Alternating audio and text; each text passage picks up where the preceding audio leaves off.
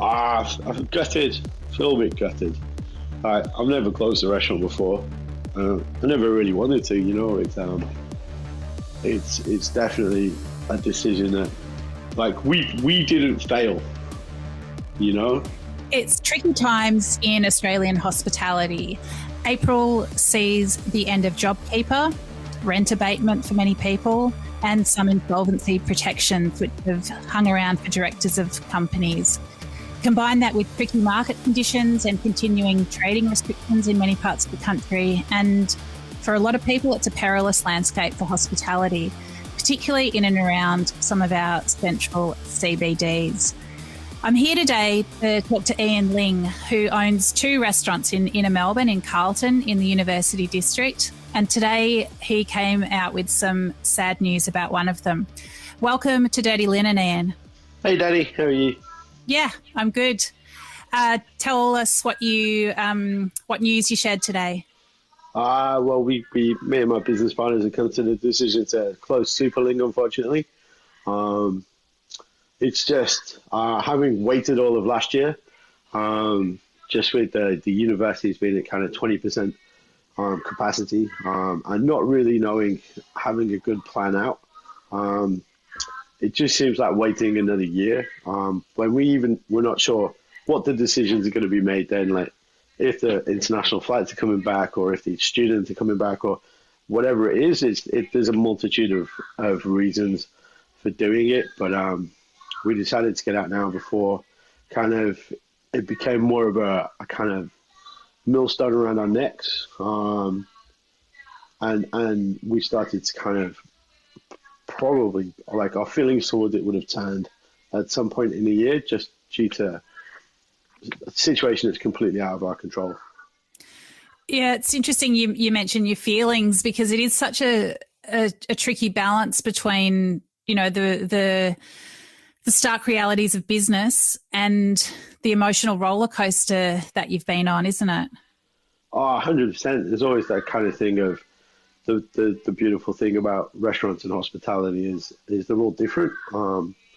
And that's a reflection of those owners and the culture and the things that those businesses bring to your area.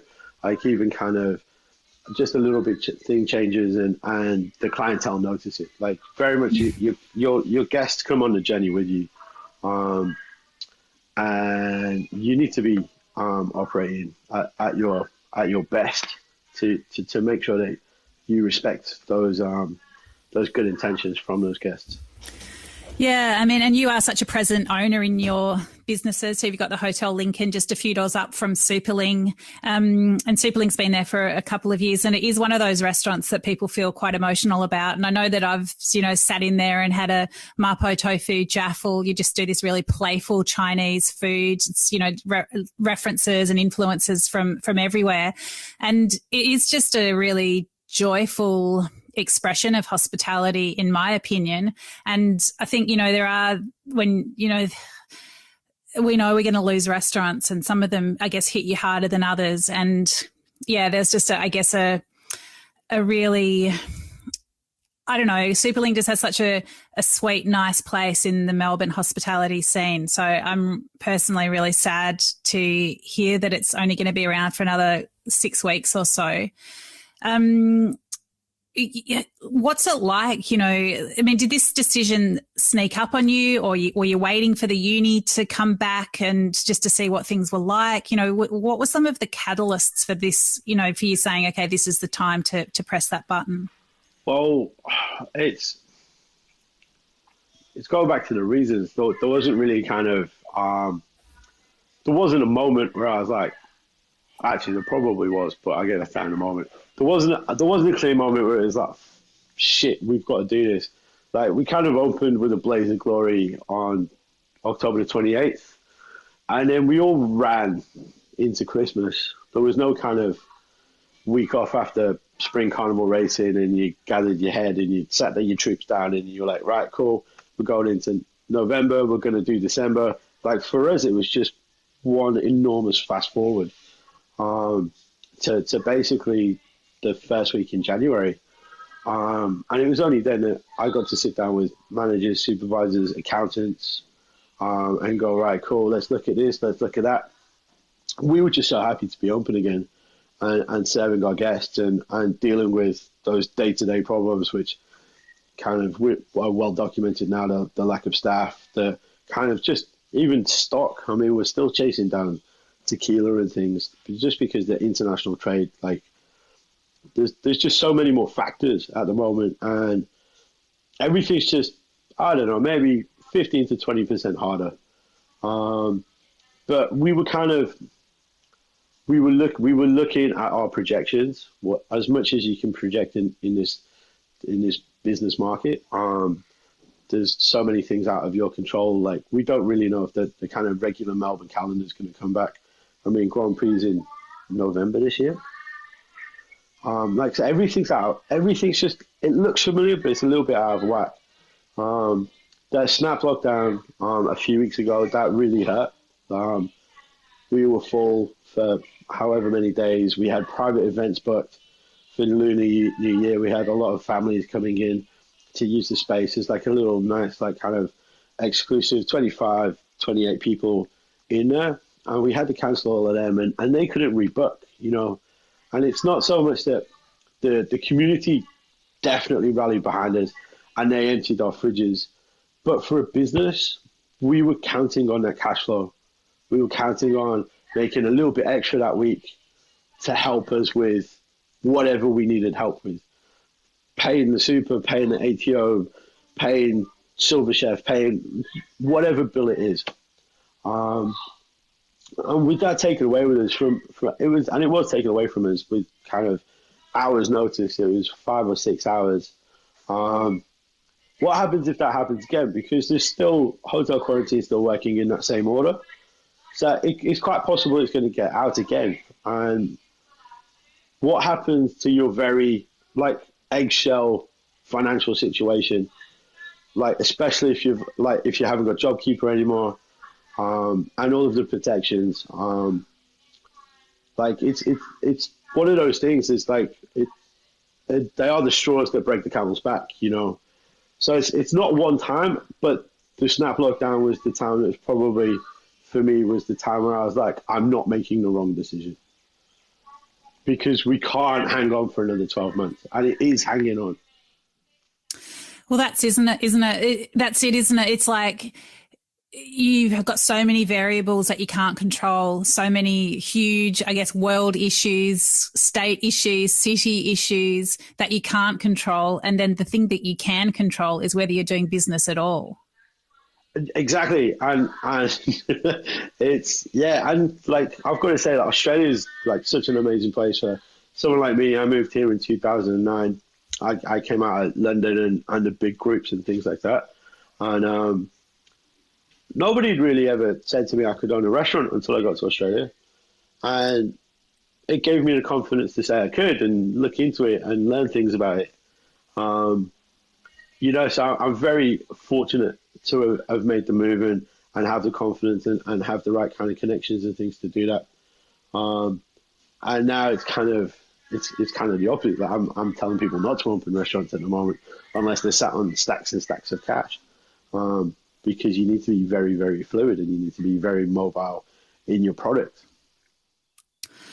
Yeah, I mean, some people are saying that if you do it very lean and without a lot of staff and keep it really under control, that this could be a good time to open something that's, you know, very manageable. 100%. But it's going back to that old adage of location, location, location.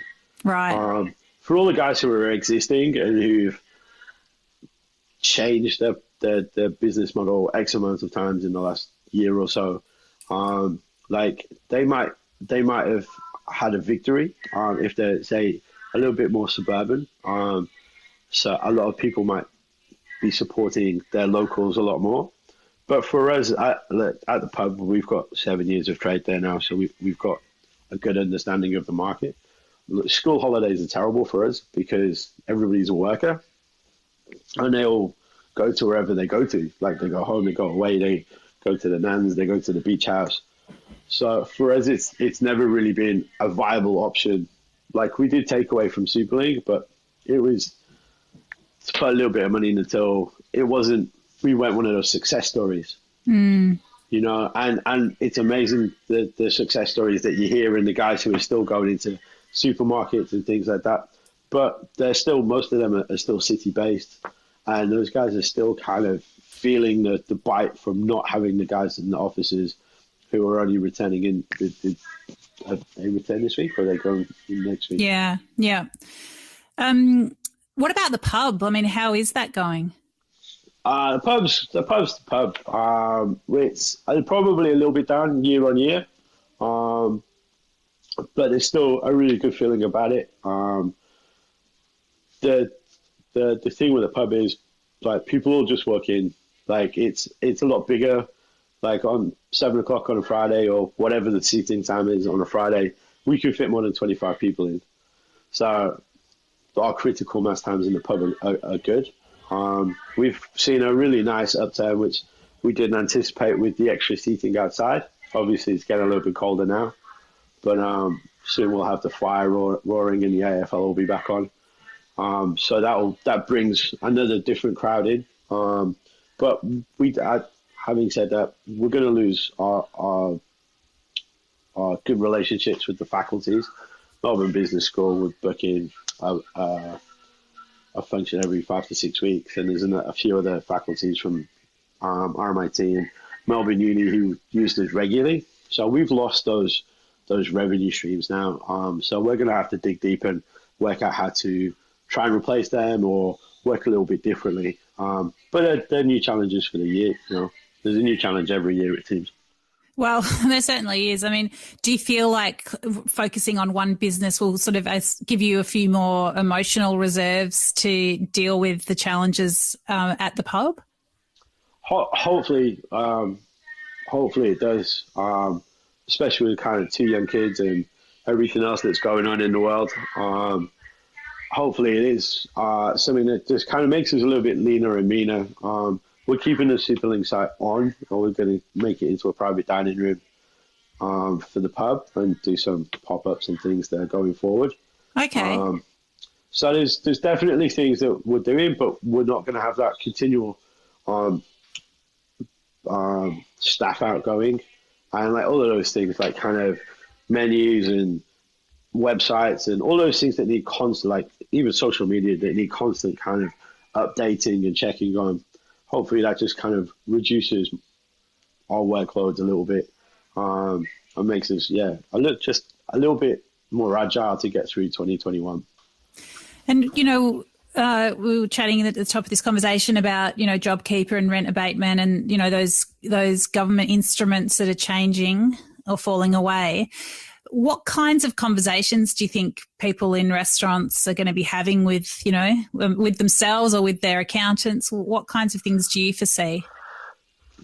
Well, I don't know. That's pretty much any conversation you can imagine. Can you cut costs? Can you open less? Can you open longer? Can you get into a different market? Can you do more delivery? Can you get into supermarkets? Like it's all about cash flow at the moment, especially with kind of even with JobKeeper and its pros and cons. It was still when you got it, it was a decent chunk of change in your bank account, which usually paid some bills that week. So yeah, I think a lot of it depends on how your relationship with your landlord. I mean, we're pretty lucky, but there are some horror stories going around. And just going forward, kind of, is it sustainable? Like, just take an example of, let's say it's a more kind of specialized restaurant. Say they need chefs from overseas. Are there enough chefs from overseas who are qualified enough to make your restaurant run for the next 6, 12, 18 months until there's international flights and it's easier to move around, and like all of these skill shortages that we're seeing, is it like kind of like our big thing was about with Super Ling, we were going to have to wait until 2022. I think that's probably a question that a lot of people have to ask, is it okay for them to wait 3, 6, 9, 12 months before they get those key factors back into their business or whatever it is? You might be at the bottom of a 60-story high rise, which might only be at 30%. You know, when are those people coming back?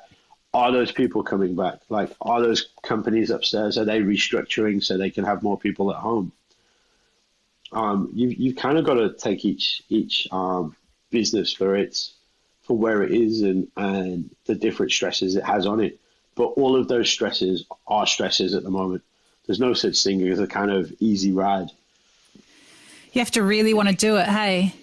Oh, yeah. But we all do. Like, I'd open another restaurant tomorrow if I thought it was going to be a good idea.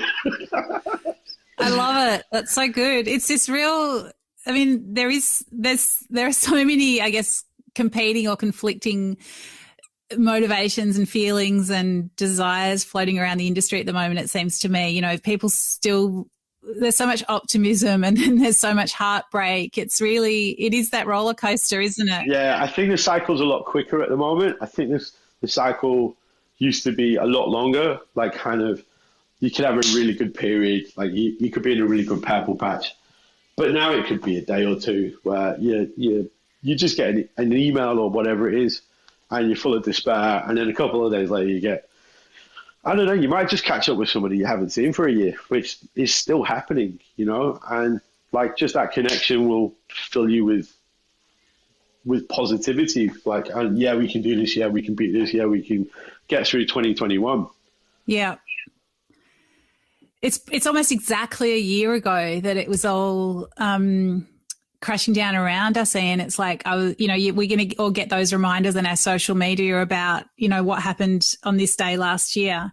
For me, the one that I got today was the rescue pasta. Like, people started making pasta for pickup, and that whole sort of delivery model started swinging into action. But, you know, how do you look back on this last year? Oh, I'm not sure, because we ran into a charity thing and we did COVID EAD, and I was like, we're just wrapping that up now. Like, I think we're just planning kind of a little wrap party, which will be the first time I've seen, probably out of 200 people, it will be the first time I've met 176 of them.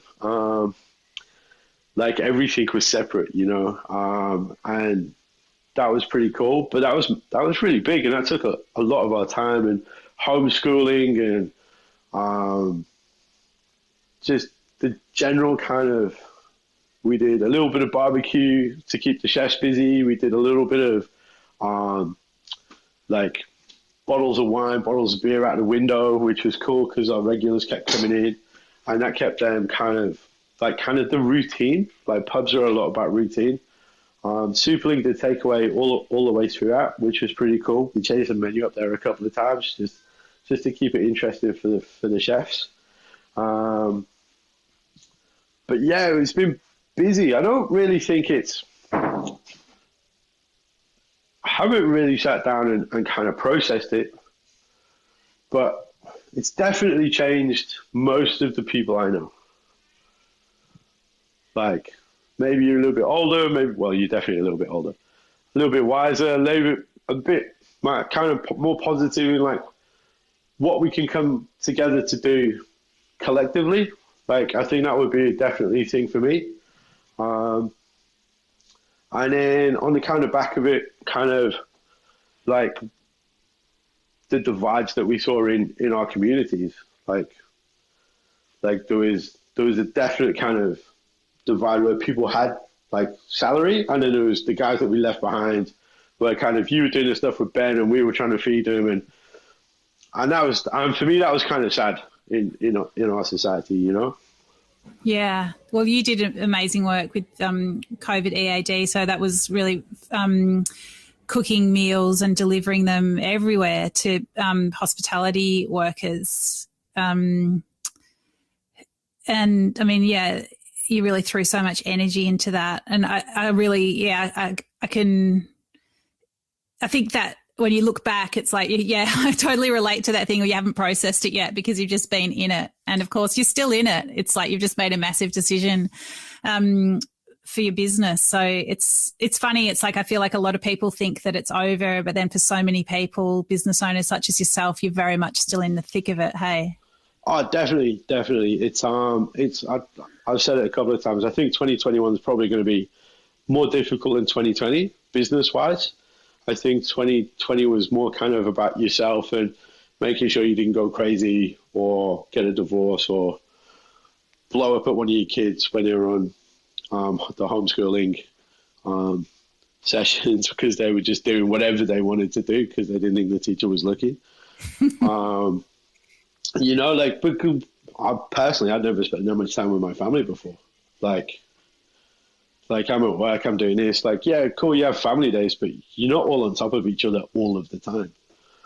And then this year is going to be more business decisions, and it's kind of like, what do we know? How can we control that? Can we control that? And they're the big decisions facing most small to medium-sized businesses this year. I don't think there'll be much more government funding coming, if at all. I think they might look after the arts, look after tourism, maybe a little bit of hospitality, but it's still to be seen. There's not much kind of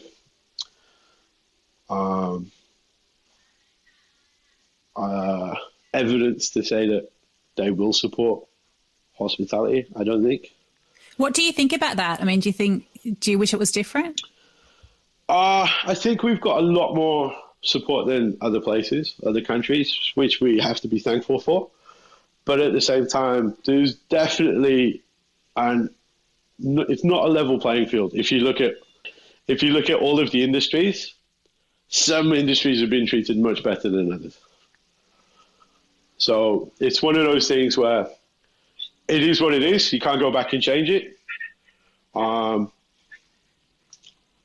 yeah, I'm not really holding out too much kind of like if, for example, I went to Chadstone the other day. It was absolutely chockers. You walk into Chadstone, there's X amount of thousands of people there. You walk through, you go to a couple of shops, and then you sit down and have a coffee, and then you've got to sign in. So there's like all these little examples, and it's kind of like, if there are rules, they have to be fair, and it has to be a level playing field.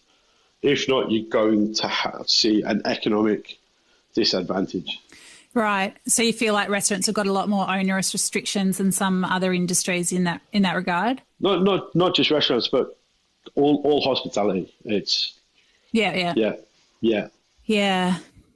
It's I guess it's swings and roundabouts, isn't it? There has been that support, but then there are still trading restrictions and a very difficult landscape. And yeah, it's just, as you say, you know, this whole period has shown us various divides in society, and one of them in, you know, hospitality is simply just where you happen to be. Location, as you pointed out, is so crucial to what your experience in 2020 was like, and of course what the recovery is like. What do you think about customers, Iain? Like, do you feel like customers get it? What sort of customer behaviour are you seeing? Guests are generally great, but like we work on kind of a lot of return custom. I've definitely had situations where people like make it more of a thing to let you know that they don't give a shit about the rules. It's like, I'm not quite sure if you disagree with the rules or you're just trying to attack the attention to yourself. But there's always going to be people like that. I do think there's a bit of a divide between North and South on observation. I think the North crowd is a little bit more kind of a bit more cautious. I think they went a bit quicker down South. There was a lot more queues and things, and queues at bars earlier. But yeah, I think like the amount of messages of support and like just tables, like, hey, can I get a table? Can I get a table? Can I get a table? That's been great. And then, yeah, there's definitely a thing of, I don't know how to say it. it's not as comfortable as it was. Like, people are still a little bit on edge. I don't know if that's consumer confidence or confidence in, like, I don't know if it's just everyone's got a little bit of the heebie-jeebies put up them. But it was, I kind of feel like that snap lockdown set us back a little bit on our pathway to wherever we're going this time. Yeah, it definitely pulled the rug out from under a lot of people, didn't it? Because it did feel like we were close-ish to normal-ish, and then you just felt like, oh, everything can change really quickly. Yeah. So what's it? You must have a swirl of emotions around closing Super Ling. What would you say is sort of coming to the fore? Is it sadness? Is it relief? Like, how are you feeling? I'm gutted. Feel a bit gutted. I've never closed a restaurant before. I never really wanted to. It's definitely a decision that, like, we didn't fail. Yeah. And I think, like, kind of when it's out of your hands a bit more, it's a little bit harder to kind of accept. I mean, definitely today, having announced today, like, I told a couple of people, and they all came in. They were like, "Are you okay? Do you want a hug?" I'm like, "No, I'm fine. Leave me alone." But today, it's either a cross between my birthday or a death in the family. I've probably got about 300 messages to reply to tonight. So that's really nice. That's really warming. That's really kind of, it shows you that we weren't doing a bad thing. Yeah. But yeah, going back to, like, the original question. Yeah, it's a bit gutting when you're not really in control. We're not closing because it was our fault. Like, we didn't mess it up that much. It's just that there's an opportunity for us to get out now before we potentially dig a massive hole again, which we've just dug ourselves out of. Because there's just not enough. There's just not enough people, like, in the area. Like, our business model, like, when you write your business plan, you do your due diligence, and our business plan doesn't fit what is available to us at the moment. Well, I think, it is testament to what you created that you've got those hundreds of messages to reply to, and I'm sure you're going to have so much love for the restaurant over the next 6 weeks before you close the doors for the last time. Thanks for creating it. And yeah, you're right. You didn't do anything wrong. You did so many things right, and it's just a really shitty situation. But yeah, I hope it does give you the time and a bit more petrol in the tank to focus on the challenges that you're going to have at the Hotel Lincoln just up the street. But yeah, thank you so much for making time to chat to me on a day when you've just got a lot going on. I really do appreciate it. Awesome. Thank you for your time, and thanks for the call, Dani. It was cool to. It's actually been quite therapeutic talking about it. Good. I'm glad. Good. Thank you. See ya. Thanks, mate. Bye-bye. This is Dirty Linen, and I'm Dani Valent. We air the issues that the hospitality industry finds hard to talk about. We spend a week thrashing around each issue, hearing from different people with unique perspectives. We want to hear from you as well. If you have something that needs to be said about a topic, get in touch so we can include your perspective. Contact us at dirtylinen@deepintheweeds.com.au or hit us up on Insta at Dirty Linen Podcast. We can't wait to hear from you.